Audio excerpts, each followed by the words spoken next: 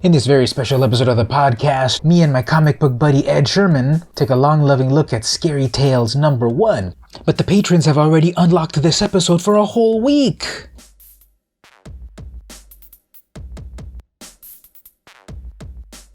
I picked up some recent Charlton books, and we just maybe can browse them a little bit. Like first, this cover. What do you think about this cover? Obviously, I would want the black to be black, but what do you think about the composition of the cover? I like it. It's got, demons and tentacles. Yeah. Hostess has a whip. Yeah. So I like here the it's not exactly a corner box, but I like that the hostess is there with her little cat. So it's kind of a fun. I like that it's also off kilter. It's not just straight at it. I think that gives it a good look to it. Yeah, and unfortunately it's black, so it's going to have a lot of the color fading. But hey, try finding Charltons in a grade without paying a fortune for them. Now, is that the color fading or is it the painting? Because if you see on the edge here, you can see the edge of the canvas there. So yeah, that actually looks like you can see the texture of the canvas. Yeah, right there. So maybe it's not color rub. Yeah. So we've got a signature here, Staten. I definitely wanted to get this book because of this character. And so this is one of the lesser-known hosts of these horror books. Obviously, we've got the Crypt Keeper and the Scary Witch. Well, it wouldn't have been the Crypt Keeper. That's EC, I think. No, that's what I'm saying. But and that whole world of hosts of horror stories. She's one of the lesser-known ones because Charlton themselves is, lesser known. And then they've got their own horror host, so Countess Von Blood. But this is also her origin, because we've got some kids, they're going off into some, scary mansion, and then they awaken her from her slumber right here. And she wants to tell the little kids scary tales. Kind of funny. And I just noticed an artist I really like is San-Ho Kim. Oh, yeah. And if you don't know about San-Ho Kim, he was a Korean-American artist. Well, he came from Korea, but he was doing work. I don't know if he was doing it in Korea for the American comics. I thought he did a lot of Korean war comics during the Korean War, and I thought that was odd. A South Korean artist doing war comics for American comics, so that's really cool. But he does really great work. So what was the copyright on this again? Because, after those war comics, then he's still chugging along in 75. Mm-hmm. That's He's still alive, living back in Korea, and I think they designated him a national treasure. Cool. So we have a few different stories. This first one, The Vampire's Bride. It's got the classic art of the scary... definitely you can tell who's the villainous people and who are the... good guys. Yeah, and I hate seeing that picture right there after saying San-Ho Kim's a great artist. He's Charlton, so he probably had to hurry up to get paid. They didn't pay a lot. Mm-hmm. Well, I like this panel here, just very stark white marble tombstones and the like. Oh yeah, the art. Can you edit out what I said about San-Ho Kim? He's usually much better than that. Well, he's doing something bad very well. Yeah, it's still campy, very cool. Yeah, and each page is so dense. You just get so much story for your 25 cents. All of these sceneries, they're out in the water. Then they've got the carriage, and then the house, and the interiors. So there's just. Is it on an isolated island? Probably. I see the lighthouse. So you're going to have your castle if you can afford it. Also, buy your own island. And the really creepy-looking, what is she, a maid? Or not suspicious at all. Yeah. Oh, and down to the basement where the coffin is. How do they explain that? What's the reason for the coffin being in the... Oh, I guess she's figured it out, that her husband is a vampire. All right. We'll retire to the card-playing room. Nothing happened. Yeah. Well, then you've got the creek. Wish I had a house that had a card-playing room. Oh, yarg.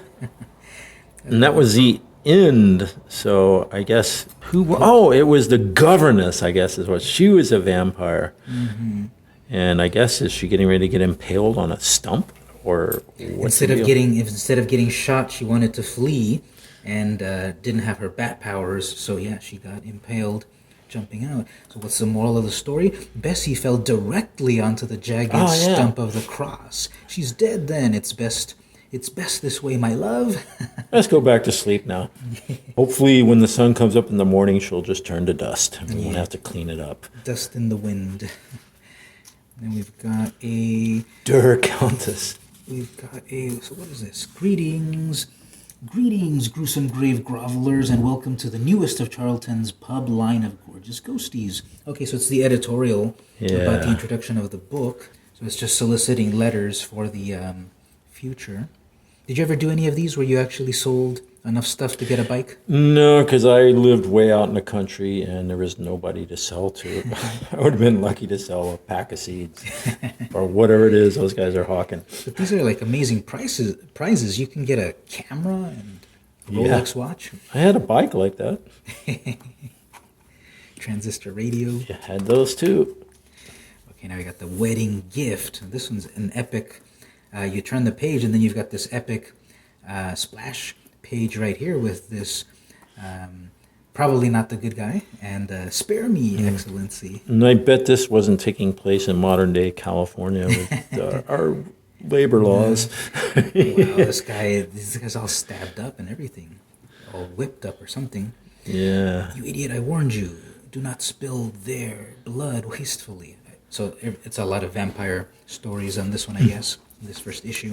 Is this our... She's not the hostess, is she? This might be her. Is that a further fang? origin. Or no, maybe not. I don't know. Could be a fang. It looks like She's a countess. Yeah.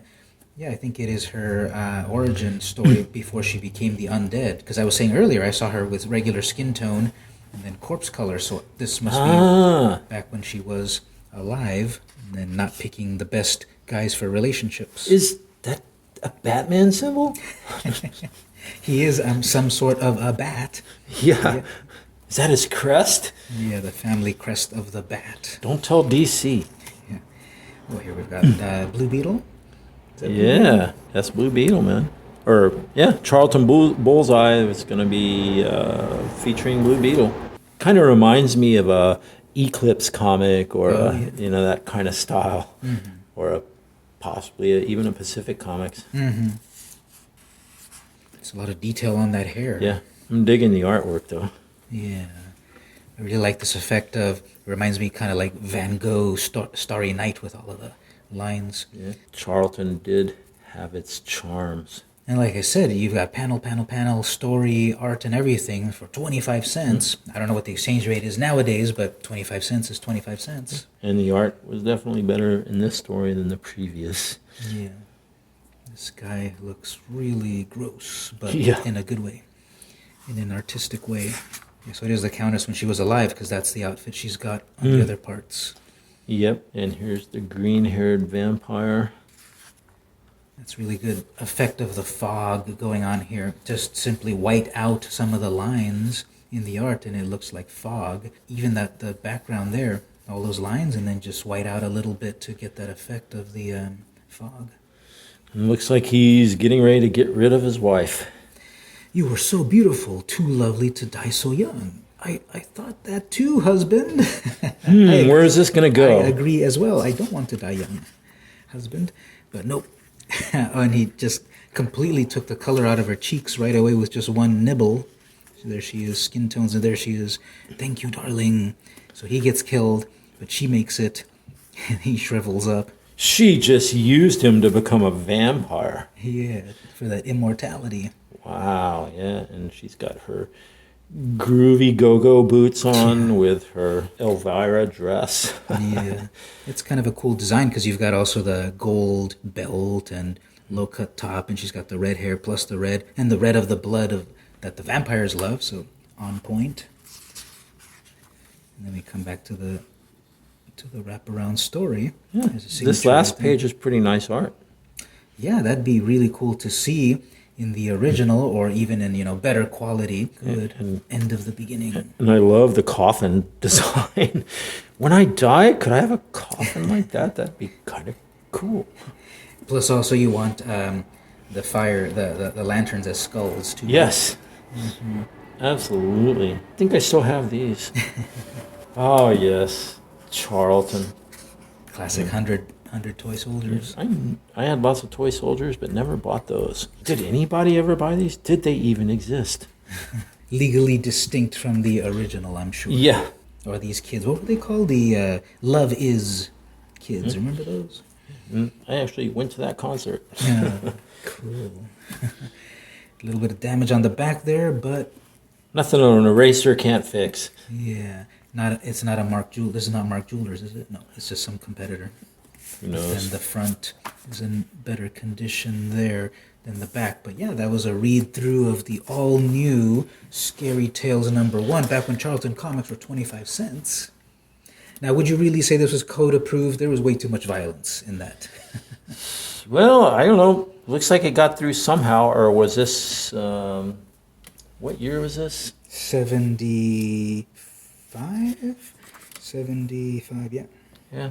There really was no blood, just implied violence.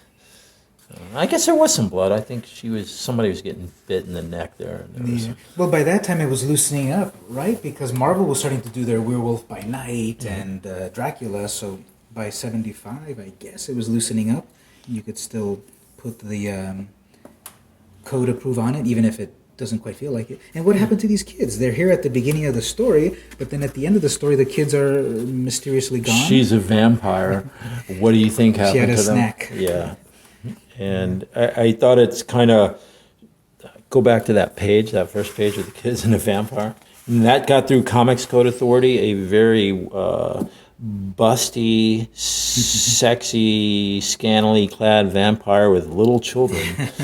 Yeah. This one's getting an eyeful. Yeah. So they just... Somehow that got through Comics Code Authority. Yeah, they had bigger fish to fry at DC and Marvel. They weren't going to deal with. And maybe they upstarts figured Charlton. it was only going to get read by 20 or 30 people anyway. Yeah. So I don't know. All right, so on a scale of 1 to 10, what do you think about the book? I would say story-wise, it's cool. I like that it's an anthology. For 25 cents, you get all those stories, so I'd give it a... It's no Bernie Wrightson. It's not a DC bronze horror, but for what it is, I don't know. You have to appreciate Charlton Comics, and I really appreciate Charlton Comics. They were really low quality, really kind of cheesy, but that's the allure of Charlton Comics. Yeah, sometimes a really nice cover really stands out, so come back on the next episode because I'm going to be looking at this one. Look at that cover there, where she's got her big sword and just taking out all of that eldritch horror like no problem. Yeah, that's good. Tentacles before tentacles were a thing. And then a different corner box there. Yeah. Just different style to that. So this is issue #4. I'll be doing that one on the next episode. Yeah, those are great. And that was me and Ed looking at Scary Tales #1, published in 1975 by Charlton Comics. Once again, shout out to the patrons. You rock. You saw this episode a week ago. Thanks for supporting the series. For everyone else, if you want the exclusivity, head on over to patreon.com/vmcampos and unlock my content for $3.33 a month. What a deal. If you can't quite pledge at the moment, no worries. Simply comment, like, share, subscribe, do all that good stuff. I really appreciate it. This has been VM Campos, and I'll see you in the next episode.